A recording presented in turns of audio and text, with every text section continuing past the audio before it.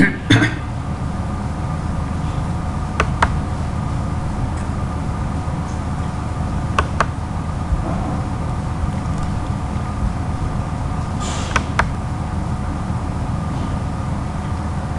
friends, you are welcome to this video of functions 1.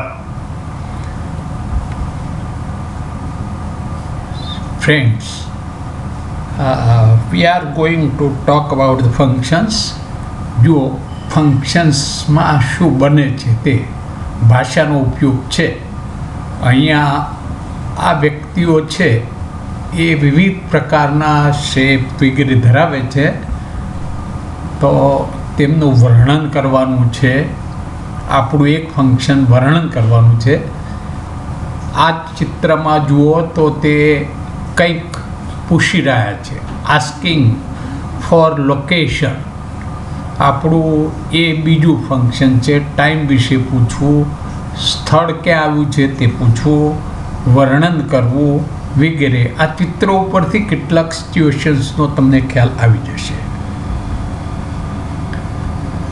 મિત્રો, function 1 describing.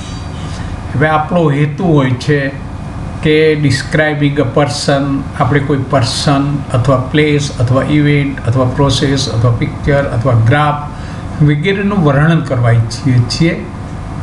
તે માટે જુદી જુદી સિચ્યુએશન્સ આપણી સામે હોય છે.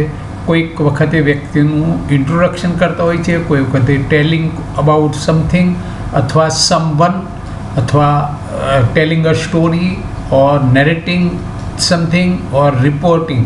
આવી બાબતો આવતી હોય છે જેમાં આપણે ડિસ્ક્રિપ્શન કરવાનું રહે છે. મિત્રો, જો આવું ડિસ્ક્રિપ્શન કરવું હોય તો આપણે એના માટેની લેંગ્વેજ હોવી જોઈએ. હવે એમાં નેમિંગ વર્ડ્સ, પછી કોઈ શબ્દોને છેલ્લે ડિસ્ક્રાઇબિંગ વર્ડ્સ આવે, આ જાતની રચના. દાખલા તરીકે કલા ઇઝ ક્લેવર, તો કલાની વાત કરી છે, આ ક્લેવર એની હોશિયારી છે. એ જ રીતે describing word plus naming word. દાખલા તરીકે અ સ્માર્ટ ગર્લ, તો ગર્લનું વર્ણન આ શબ્દો કરે છે, આ ડિસ્ક્રાઇબિંગ વર્ડ છે, એટલે એનો ક્રમ આ રીતનો છે. ત્રીજી બાબત છે નેમિંગ વર્ડ્સ પ્લસ અ ફ્રેઝ. દાખલા તરીકે બર્ડ્સ, બર્ડ્સનું વર્ણન કરતું ફ્લાઇંગ ઇન ધ સ્કાય, એટલે આકાશમાં ઉડતું પક્ષી. તો આ શબ્દો ફ્લાઇંગ ઇન ધ સ્કાય એ બર્ડ્સનું વર્ણન કરે છે. એ જ રીતે અ બુક ઓન ધ ટેબલ, એટલે બુકનું લોકેશન છે આ ઓન ધ ટેબલ, ટેબલ ઉપર પડે છે. મિત્રો સમજો કે ધ ટેબલ એ માત્ર નામ છે, પણ તેની આગળ આ લોકેટિંગ વર્ડ આવે તો on the table A location બને છે અને એ બુકનું લોકેશન છે. આમ આપણે સમજવાનું છે. A pen with 3 balls, 3 balls એ ના, પણ વિથ લોકેટિંગ વર્ડ સાથે જોડાય તો આખું ફ્રેઝ બને અને તે પેનનું લોકેશન બતાવે છે. આ રીતે ચોથી બાબત naming words plus way sentence, એટલે કે WH થી શરૂ થતાં વિવિધ વાક્યો. ધ બોય, છોકરો, પણ કયો?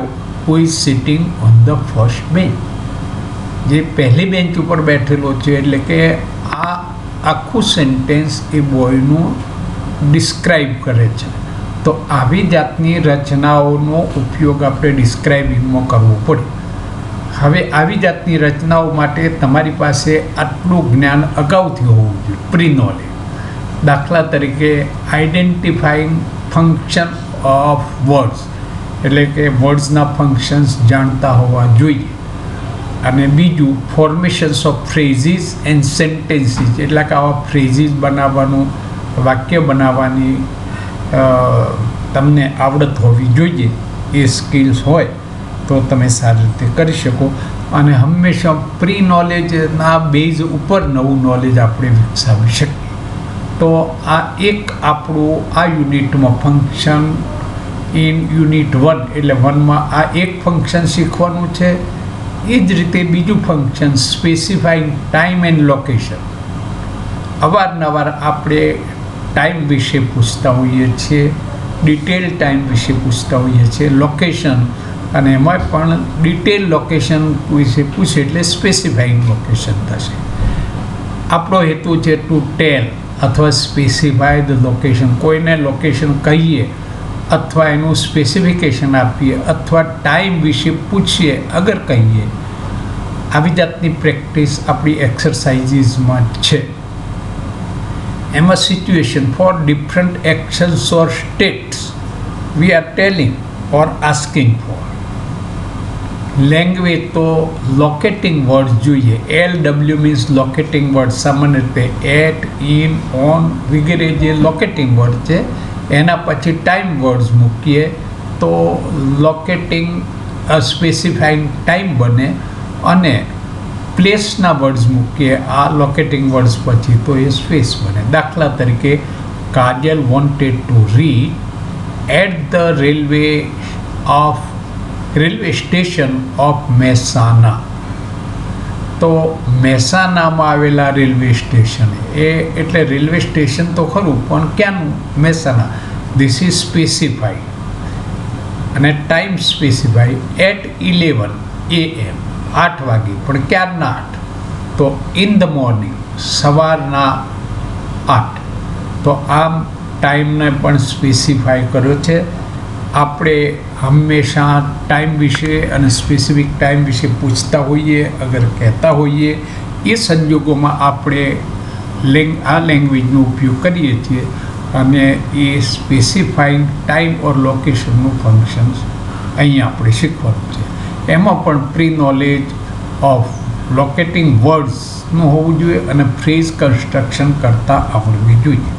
મિત્રો, આ બેઝિક ખ્યાલ આપ્યો તમને, અને આ યુનિટમાં જે ભણવાની છે તે વાત કરી છે તે પ્રમાણે તમારે હવે પ્રેક્ટિસ કરવાની છે.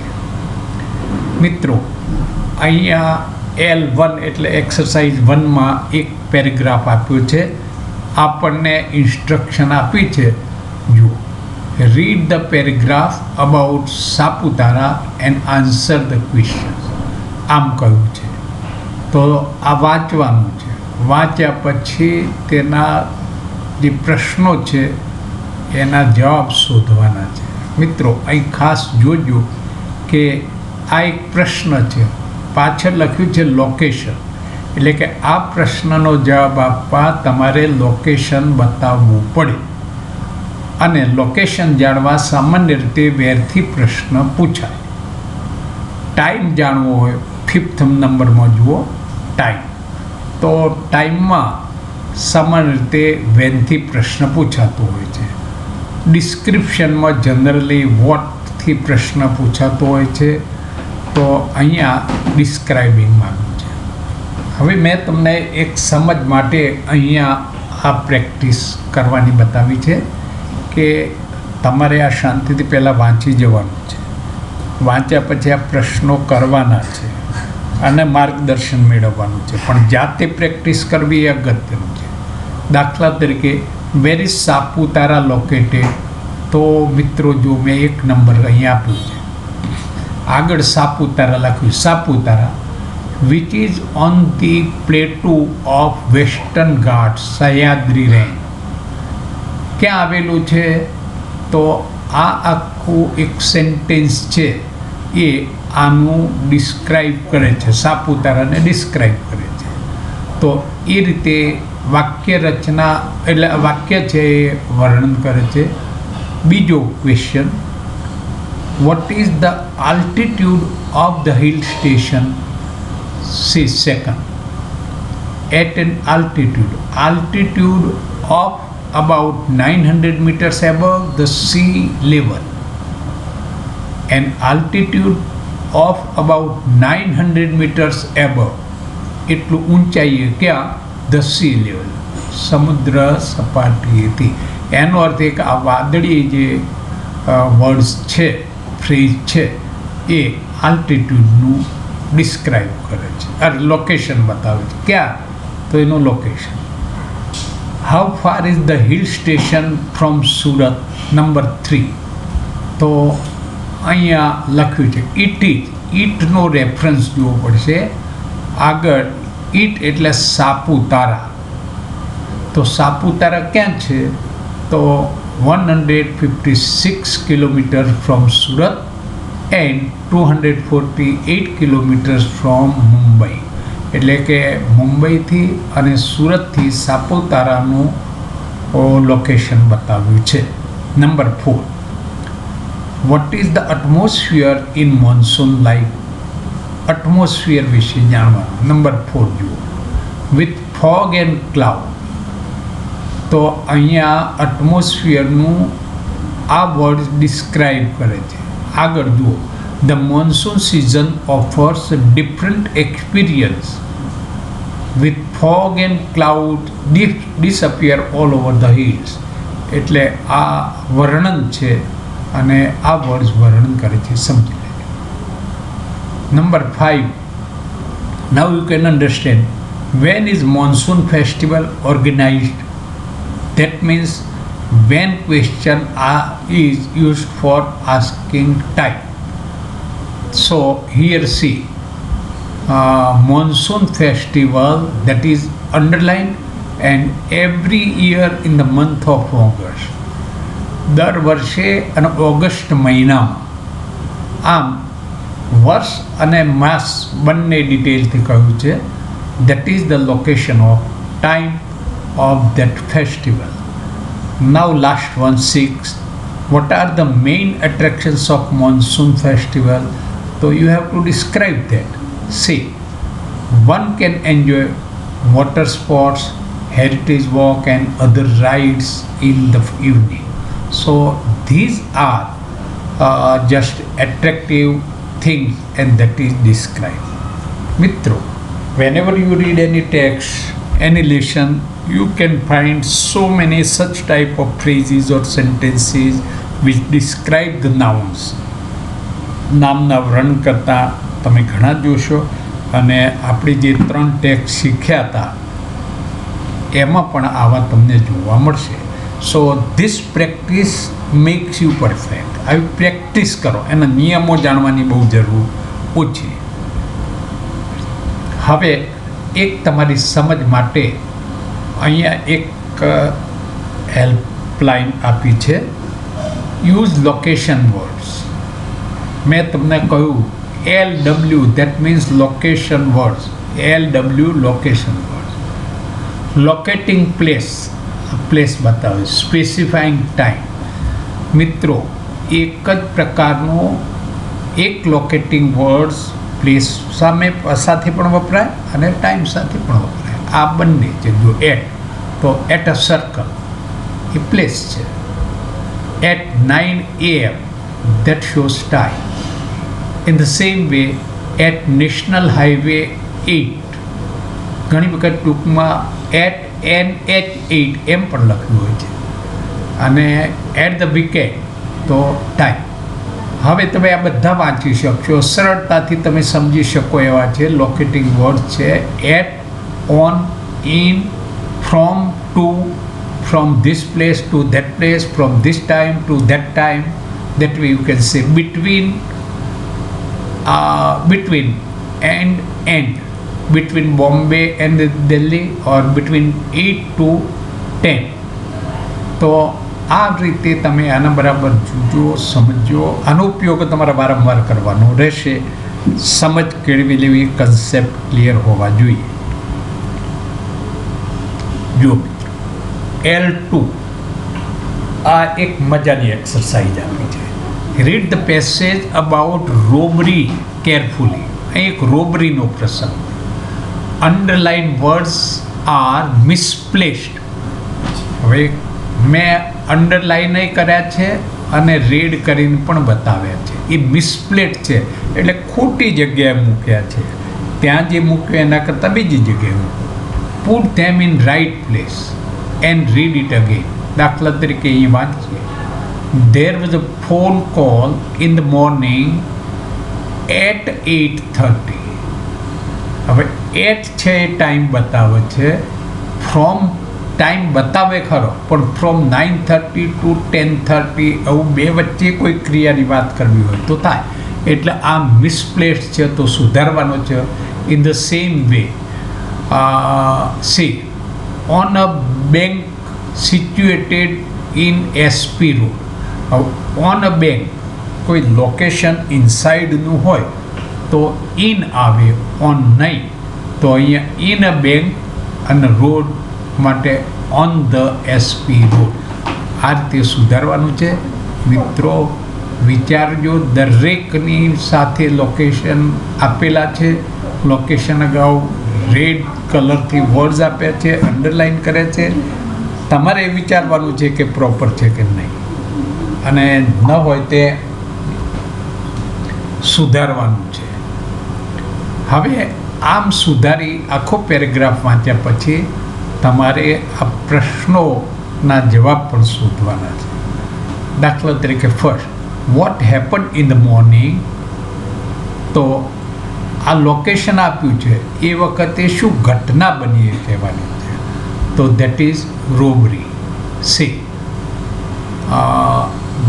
there was a phone call in the morning from 9:30, means at 9:30, informing about a robbery. તો ટાઈમ સ્પેસિફિકેશન આપ્યું છે. હવે ક્યાં? તો on a bank situated on the SP road. એટલે આ રીતે ટાઈમના અને લોકેશનના સ્પેસિફિકેશન આપ્યા છે. અને અહીં માત્ર વોટ હેપન, તો that you have to say only robbery, this is happening, એટલો જ જવાબ, પહેલાં નહીં.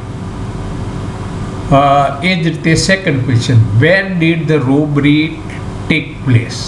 હવે અહીંયા વેર કહ્યું એટલે લોકેશનમાં. તો જુઓ, number 2, on a bank situated in the SP road. Robbery આપ્યું અને ક્યાં? તો in a bank situated at the SP road. આ રીતે જવાબ આપી શકશો. મિત્રો આ જવાબો જાતે કરજો. જવાબો જાતે કરી અને તમારા જવાબો અહીંયાથી મળી જાય છે, એટલે જવાબો આપવાની જરૂર રહી નથી. Clearly just you practice. Function શીખવા માટે સતત ભાષાનો ઉપયોગ કરતા રહેવું, તો જ આપણે સારી રીતે શીખી શકીએ. માટે આવી એક્સરસાઇઝ છે. મિત્રો એક્સરસાઇઝ નંબર 3માં જુઓ. Study the excerpts from the read of the textbook. Identify the words, phrases indicating times and location or place. Underline them and write T for time and L for location. જો એક તો આ study કરવાનું છે, બીજું identify કરવાનું છે વર્ડ્સનું, અગર ફ્રેઝીસનું, અને એને અંડરલાઇન કરવાનું છે. જો પાછું રેકગ્નાઇઝ કરવાનું છે.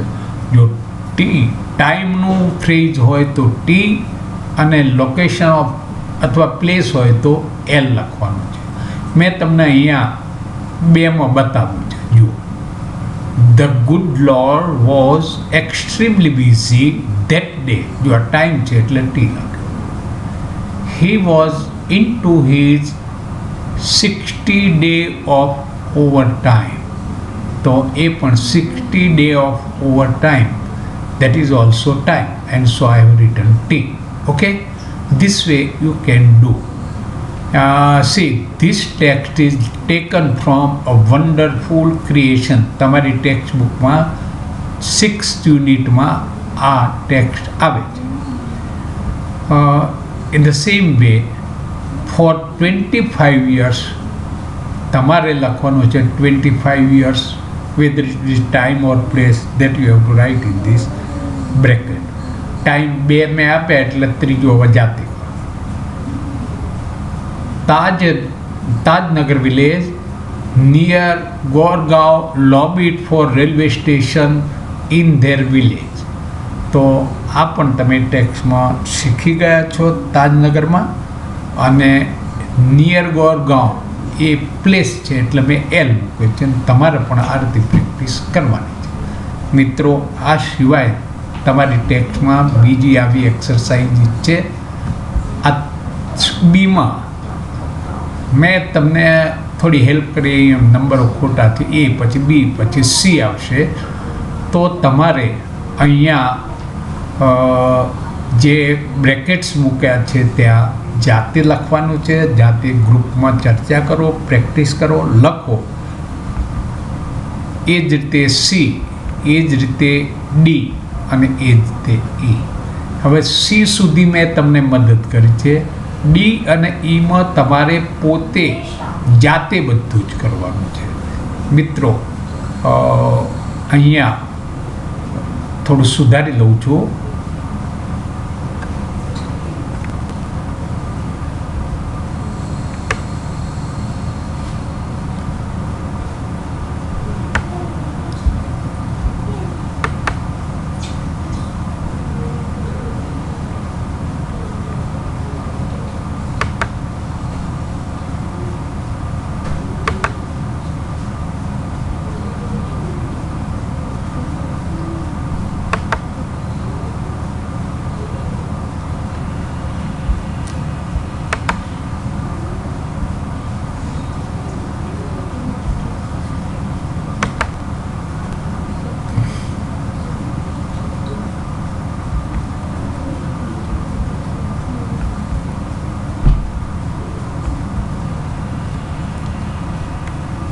તો આ રીતે એ મિત્રો તમારે પ્રેક્ટિસ કરી આ એક્સરસાઇઝ પણ કરવાની છે. મિત્રો આ રીતે જેટલી વધુ પ્રેક્ટિસ કરશો, જાતે કરશો, ગ્રુપમાં કરશો તો વધુ સારું મજા આવશે. મિત્રો ગુડ બાય કહેતા પહેલાં એટલું કહું કે સબસ્ક્રાઈબ કરજો અને દરેક વિડીયો શરૂઆતથી માંડી અંત સુધી પ્રેક્ટિસ કરશો. આ બધું જ તમને તમારી પરીક્ષામાં ઉપયોગી છે અને લેંગ્વેજ ભણવા માટે પણ ખૂબ જ ઉપયોગ કરશે. Again good bye, thank you.